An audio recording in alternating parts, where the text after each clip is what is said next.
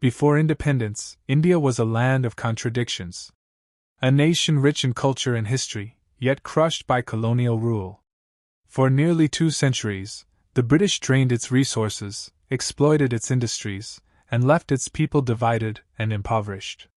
In 1947, when India finally broke free, the victory was immense, but so were the challenges.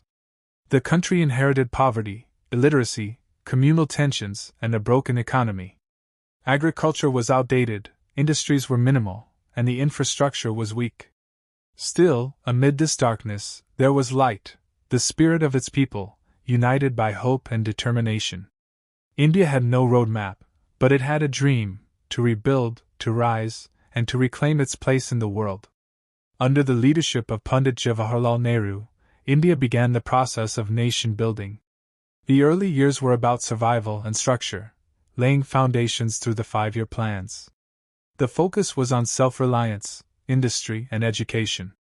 Dams like Bhakra Nangal and Hirakud became symbols of progress. Public sector companies were born. Institutions like IITs and ISRO were envisioned. Nehru's dream was clear: build a modern, scientific India. But the road was long.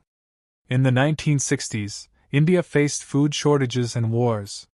Yet out of these crises came the Green Revolution, led by visionaries like M.S. Swaminathan.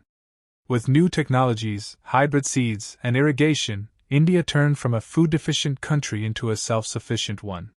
It was a turning point that proved India could feed itself and stand tall. The 1970s and 80s were turbulent yet transformative. There were wars, political unrest, and economic stagnation. But there was also resilience. India tested its first nuclear device in 1974, asserting its sovereignty. It launched its first satellite, Aryabhata, and took baby steps into space. Despite global challenges, India continued to build, educate, and innovate. Then came the year 1991, the moment that changed India forever. A balance of payments crisis pushed the country to the edge of bankruptcy. But instead of breaking down, India broke free. Prime Minister P.V. Narasimha Rao and Finance Minister Dr. Manmohan Singh introduced economic reforms that liberalized the market. Trade barriers were reduced. Foreign investment was welcomed. A new era of entrepreneurship began. Those reforms lit the spark of a new India. The private sector flourished. Information technology took off.